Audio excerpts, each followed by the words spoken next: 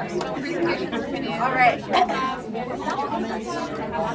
Okay, so my presentation is called More Than Free Housing and Surrounding Intentional Supervision Strategies for Resident Assistants. Resident assistants, so they do a lot more work than just your typical student worker on a college campus. They are resident staff members. They typically do a 12 to 24-hour on-call rotation.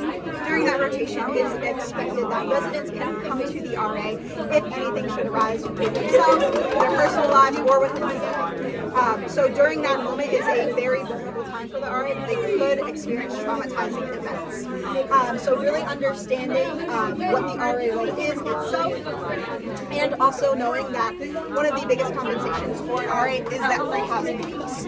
So when looking at an RA, it is totally okay for them to come in only because they have the free housing, but as a professional, you should have that expectation that they get to leave with more than just the free housing. You have the leadership skills and qualities that they learn from it.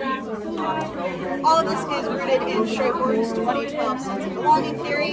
Essentially, Straightforward has 7 elements that relate to belonging on a college campus.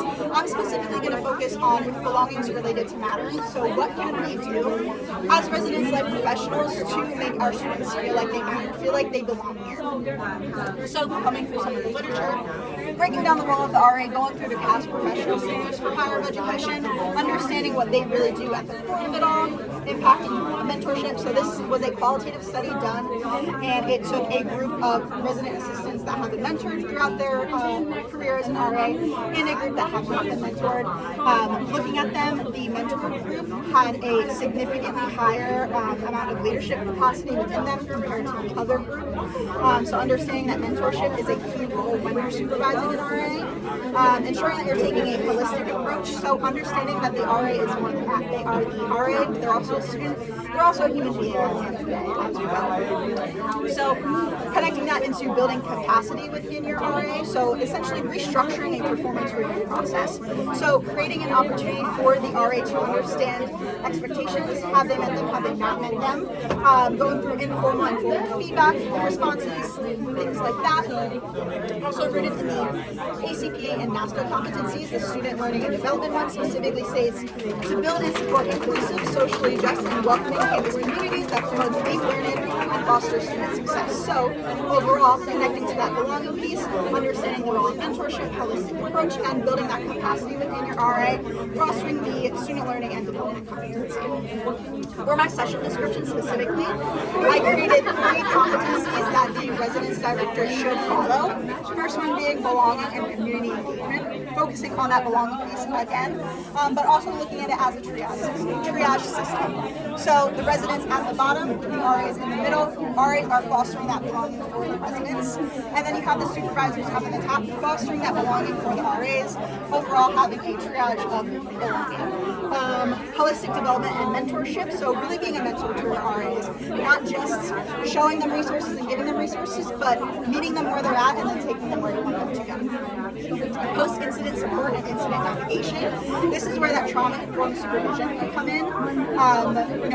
It's more than just timely follow-up, it's consistent follow-up, because as humans, trauma can come up in many different ways at random times. So ensuring that your one-on-ones are intentional based on what the RAs are experiencing throughout a duty night, duty week, whatever that may look like. Being a resource for other resources, having mental health resources on hand for that resident assistant should anything happen. And also noticing areas of growth and teaching them how to grow. So in a one-on-one conversation about their work performance, it's not just, here's what you did and this is why it was wrong. It is a more developmental conversation instead of a punitive approach. And so I also had these handouts so people at these presentations could take a look at what they are currently doing in their department that fosters these 3 competencies that I created, and then what they hope to do after they look at this presentation and figure out ways that they can implement.